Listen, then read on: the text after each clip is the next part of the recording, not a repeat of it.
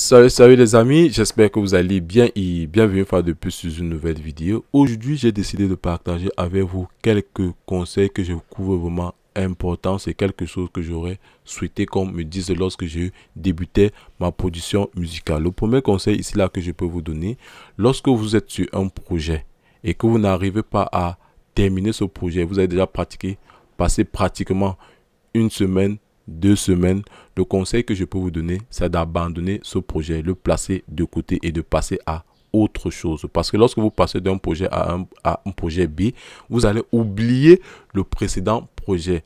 Quand je dis oublier le précédent projet, vous allez oublier les mauvaises fréquences que votre cerveau a dû accumuler. Vous allez travailler maintenant sur un autre projet auquel vous aurez l'impression que votre cerveau est reboot, c'est réinitialisé. Donc, vous allez travailler avec des nouvelles fréquences. Ça, c'est le conseil que je peux vous donner. Mais qu'à cela ne tienne, comme je l'ai dit, passer à autre chose, ça ne veut pas dire abandonner. Le but d'un bon ingé son est de finir sa production musicale. Vous allez revenir sur ce projet. Le premier instant va être crucial, les premières minutes, les premières secondes.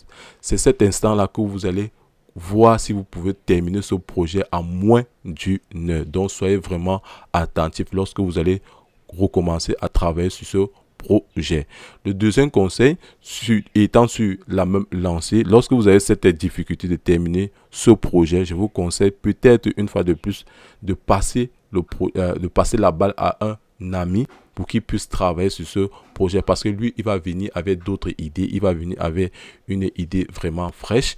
Et quand vous allez voir son process de mixage, entre guillemets, si c'est là où vous êtes calé, vous allez voir son process de mixage, vous allez dire que tiens, donc le plugin ne peut pas gérer tel moment, il fallait faire ceci tel moment, ou alors il fallait créer de l'automation pour pouvoir avoir un bon équilibre. Si vous avez eu des difficultés à trouver un bon équilibre tonal, il fallait passer soit par de la compression sidechain ou alors passer par de l'automation. Donc ça va dépendre de tout un chacun. Ça, c'est le premier conseil que je peux vous donner.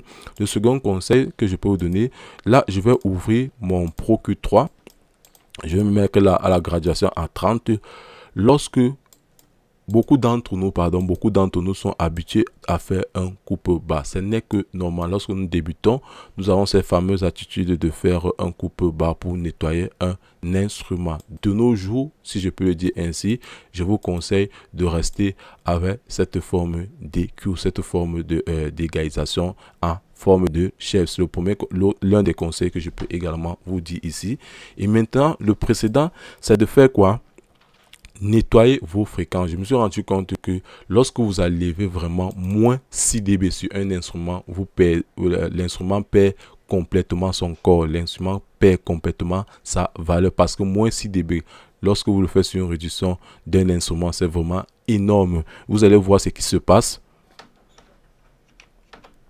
Lorsque je suis à moins 6 dB, nous avons l'impression que c'est pas beaucoup. Pour moi, je vous dirais c'est beaucoup, pour la simple raison que quoi, la graduation influe. Je vais mettre maintenant à 3 dB. Regardez ce qui se passe sur votre instrument lorsqu'il est à moins 6 dB. Comment est-ce que vous aurez encore un bon instrument qui a vraiment un corps lorsque vous êtes à moins 6 dB? Pour moi, le conseil que je peux vous donner ici, c'est maximum, je dis bien le maximum des maximums, si vous avez vraiment dérangé, c'est de venir retirer moins 4 dB sur votre instrument.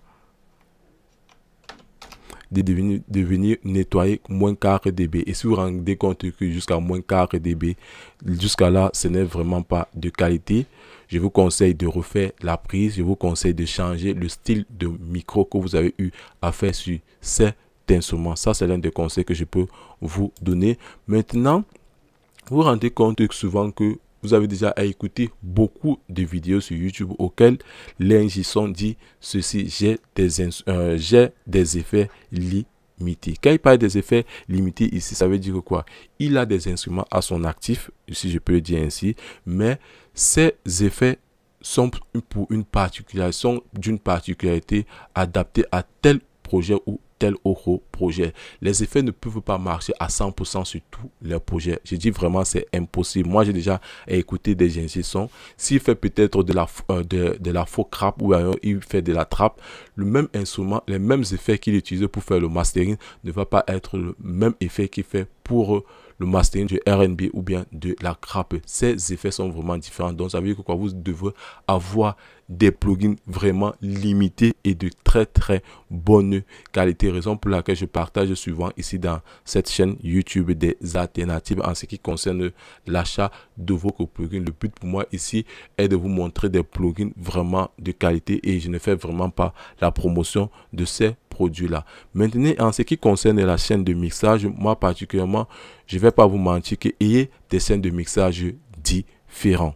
Et des scènes de mixage différents ne veut pas dire que vous ayez avoir des mêmes paramètres ou que vous devez modifier tout. Là, présentement, j'ai pris la chaîne de mixage par défaut, de mastering, pardon, par défaut de chez FL Studio.